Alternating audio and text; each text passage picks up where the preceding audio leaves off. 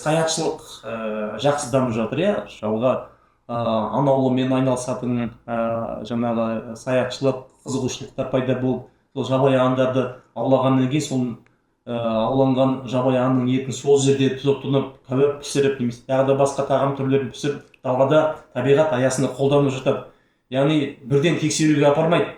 Бұл өте үлкен өрескел қателік болып есептеледі. Міндетті жабайы далада салынған аңның етін міндетті түрде ветеринарлық санитарлық сараптамадан өткізіп тексерілуге әкелу керек. Әрине, өкінішке орай бұндай жұмыстар кейде жүргізілсе, кей жағдайларда жүргізілмей жатады. Бұның арты кейіннен бар осындай аурулардың шалдығуына әкеліп соғады.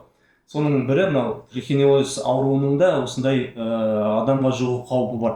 Жабайы аңдардан ауланған малдың жаңағы жануардың етін сол мезетте бірден тексеруге мүмкіншілік беретін мынандай тест жолақша әзірлеп шығарды.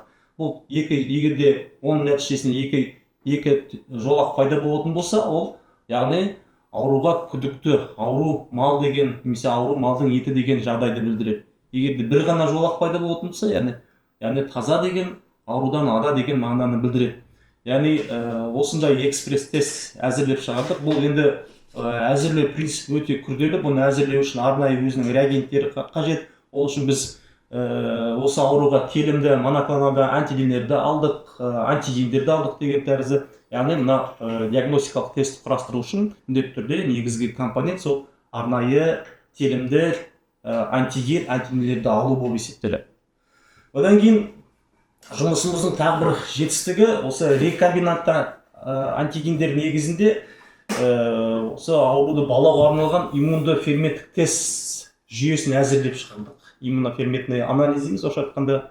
Бұл балау әдісімен бір мезетте жаңағы ауруға шалдыққан жануарлардың сол инвазияға телімді антиденелердің бар немесе жоқ екендігін анықтауға мүмкіншілік беретін иммуноферменттік тест ойлап шығардық.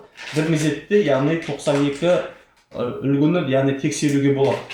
Арнайы нұсқаулығы, қажетті реагенттердің жиынтығы барлығы осы жиынтықтың ішінде расталған. Мынандай қолдану нұсқаулығы бар. Яғни жалпы зерттеуші мамандар осы нұсқаулыққа қарай отырып өздігінен, яғни зертхана жағдайында жүргізе алады. Енді әдістің сезімталдығы 98-94%-ға дейін, яғни нақты анықтауға мүмкіншілік береді.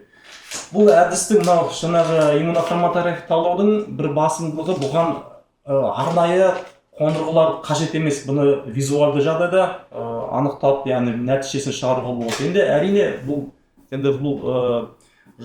әдіс, иммуноферменттік талдау әдіс, бұл енді бұрыннан қолданып келе жатқан тәсіл, бірақ бізде бұндай отандық осы нақты осы ауруды анықтауға мүмкіншілік беретін отандық тест жүйелердің жоқтың қасы. Қазіргі таңда зертханалық регламенті әзірленді, екі ауру бойынша да, екі тәсіл бойынша да және сынақтық үлгілері шығарылып отыр.